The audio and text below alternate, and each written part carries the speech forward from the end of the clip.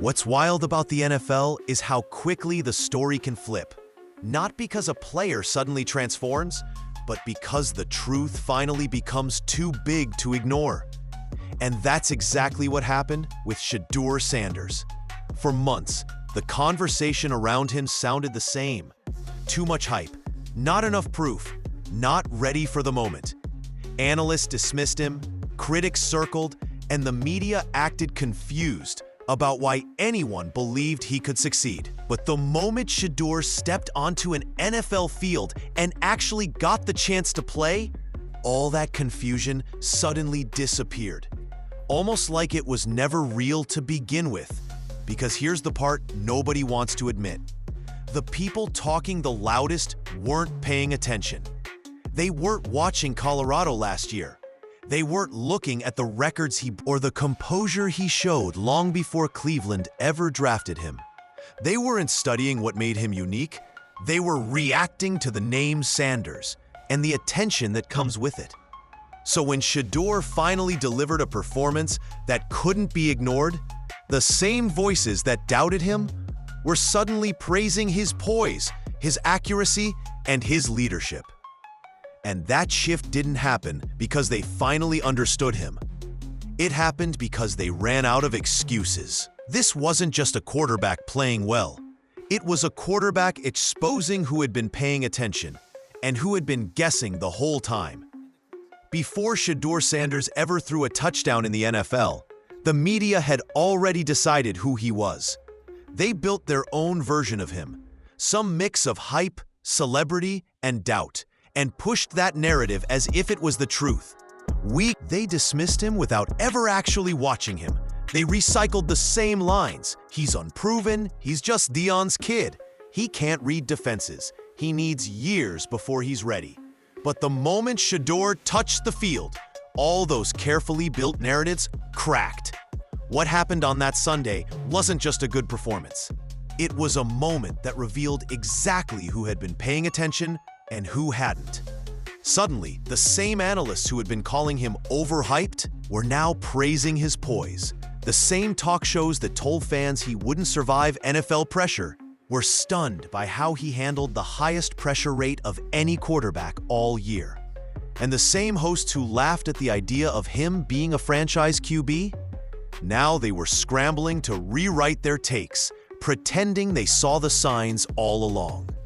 That shift didn't come from new evidence. It came from finally being forced to acknowledge the evidence that was always there. Because Shedeur's talent wasn't hidden. It wasn't subtle. And it definitely wasn't a mystery to anyone who'd been following him through Colorado's chaos last season. The records he broke, the throws he made in blizzards, the composure he showed behind the worst offensive line in college football. None of that was new.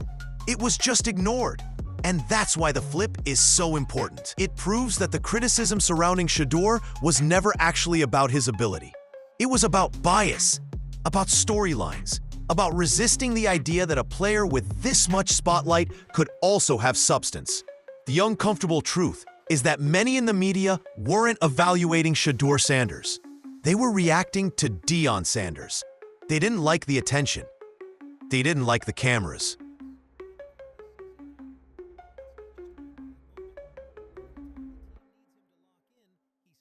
They didn't like the swagger, so they projected that resentment onto the quarterback instead of the coach. But reality doesn't bend to narratives. And once Shedeur stepped onto the NFL stage and delivered, the truth became impossible to deny. He wasn't the one who needed to prove himself. They were the ones who needed to catch up. The flip wasn't a compliment. It was an admission of guilt. Before Shedeur ever became the center of Cleveland's quarterback conversation, something strange was already happening behind the scenes. Something fans could feel, but the media kept trying to deny. The Browns insisted on a quarterback competition that made no sense, pushed narratives that didn't match the stats, and treated Shedeur like an afterthought, despite him outperforming every quarterback on their roster during training camp. The numbers were public. The quarterback tracker was public, and still the organization acted like none of it mattered. Shedeur led in completion percentage. He threw the most touchdowns. He threw the fewest interceptions. He won the competition that they pretended didn't exist.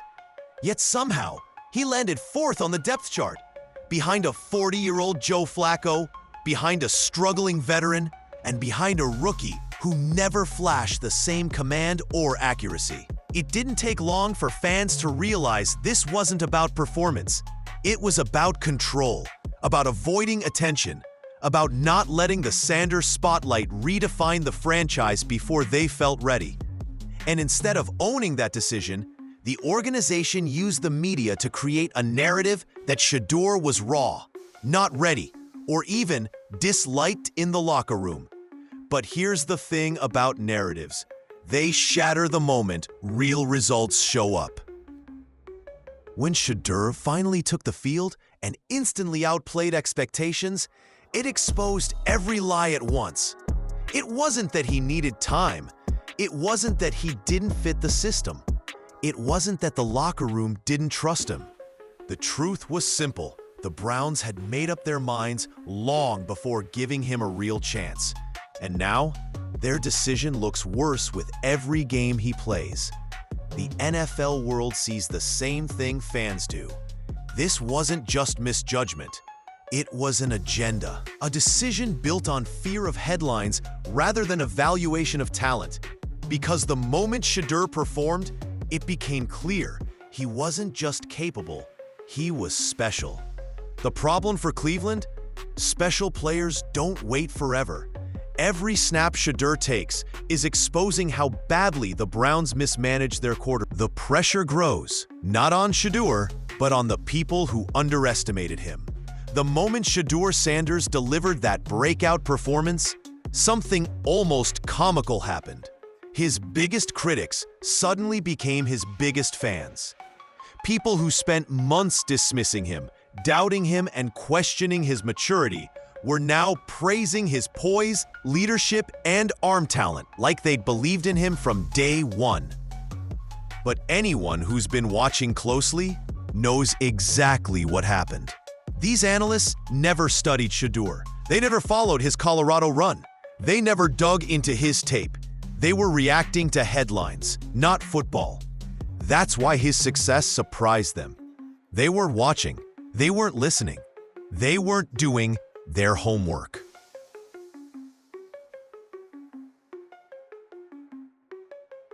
Because if they were, they would have known Shedeur set over 100 passing records at Colorado. They would have seen the way he carried a team with one of the worst offensive lines in the nation. They would have understood the arm talent, the processing, the toughness, the leadership. Everything Colorado fans saw week after week. Instead, they waited until he performed on an NFL field, then acted shocked. What's even funnier is that early in Cleveland, the media helped fuel narratives that now look ridiculous. They pushed the idea that Shedeur wasn't ready. They implied he was falling behind in practice. They claimed he wasn't well liked in the locker room. All of it based on whispers, not results. Reports, not reality. But once Shedeur stepped onto the field and immediately delivered elite accuracy, now he's surprisingly polished. Now he's a future franchise QB. Now he's way ahead of schedule. And that switch didn't happen because they learned anything new. It happened because Shedeur left them no choice. His performance forced honesty. His poise forced respect. His leadership forced recognition. Yet the hypocrisy lingers. Fans haven't forgotten who doubted him. They haven't forgotten the people who swallowed every rumor about him. And they haven't forgotten how quickly these analysts flipped the moment it made them look bad. But Shedeur, he never needed their validation. He said it himself. People want to see me fail, but it's not happening. And now that his success has exposed every lazy take and every broken narrative, the media is scrambling to rewrite their stories before the receipts catch up. When Tim Tebow sat down with 92.3 The Fan in Cleveland, nobody expected him to deliver one of the clearest, most genuine breakdowns of Shedeur Sanders the NFL has heard yet. Tebow isn't just a former Heisman winner. He's someone who lived through the tidal wave of hype, criticism, and pressure that comes with being a polarizing quarterback. So when he speaks about a young player dealing with scrutiny, people listen because he understands it in a way very few ever will. And Tebow didn't hold back. He didn't tiptoe. He didn't hide behind the usual cliches. Instead, he delivered a warning to the league. Shedeur Sanders is built differently because of the people standing behind him. Tebow explained that in today's NFL, every quarterback faces noise. You can't escape the praise, and you can't ignore the criticism. It's everywhere, online, on TV, in the locker room, even in your own head. But the quarterbacks who thrive aren't the ones who pretend the noise doesn't exist. They're the ones who let the right voices drown out the wrong ones. And according to Tebow, Shedeur already has what most young quarterbacks never find: a support system full of people who aren't yes men, aren't scared to correct him, and genuinely want what's best for him. He singled out Shedeur Sanders because of course he did. Deion isn't just a proud father, he's a Hall of Famer, one of the greatest defensive players in NFL history, and someone who's been preparing his sons for this world since the day they picked up a football.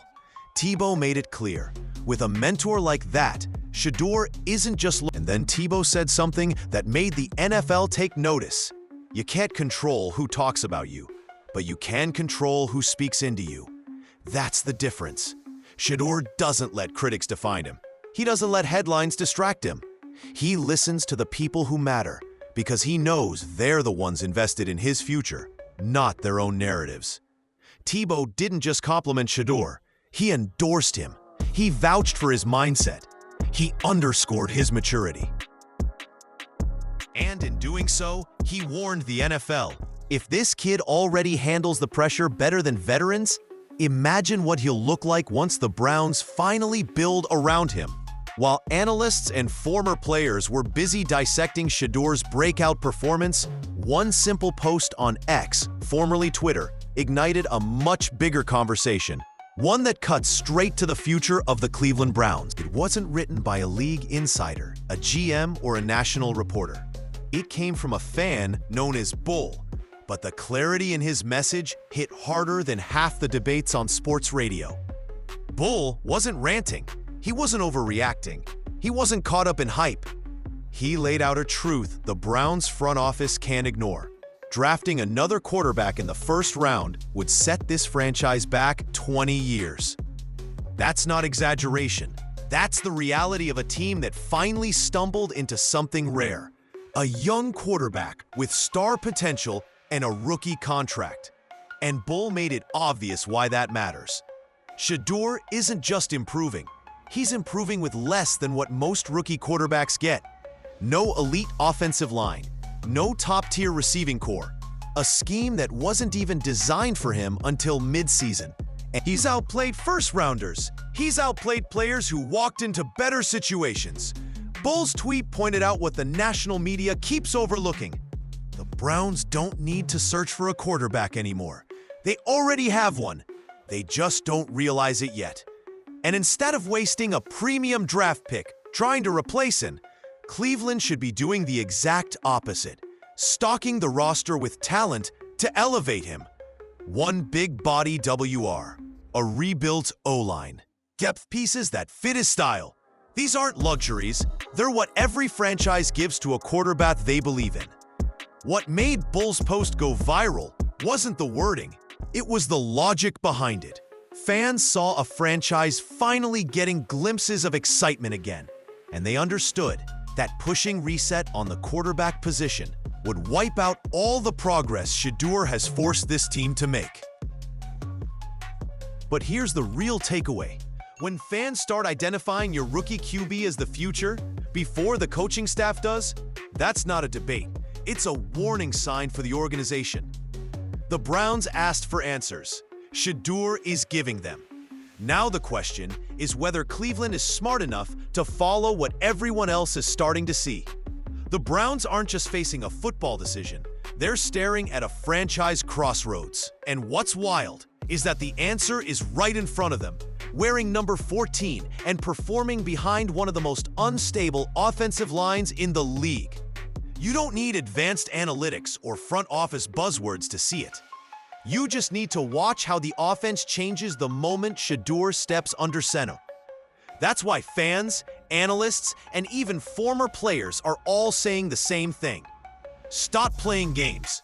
Build around him. Shedeur is doing something rare in today's NFL. He's elevating everything around him, despite getting almost nothing in return. No rookie should be dealing with 3 backup linemen, inconsistent receivers, and a system that wasn't designed for him. And yet, he's producing. He's keeping the team competitive. He's bringing energy back to a fan base that had already given up on the season. That's why building around him isn't some long-term philosophical discussion. It's a right-now priority. Rebuilding the offensive line isn't optional, it's survival. Giving him a true WR1 isn't a luxury. It's how you unleash the offense. Stacking depth at key positions isn't overkill. It's preparing for a deep playoff future. And here's what makes the situation even more urgent. Shedeur is on a rookie contract. That is the single most valuable asset in the NFL. A young quarterback with star upside, elite composure, and national attention, paired with a cheap cap hit? Teams dream of this window. The good franchises exploit it, the bad ones waste it. Cleveland doesn't have room to repeat old mistakes. They can't afford to let him carry the load while giving him scraps. Because the truth is simple.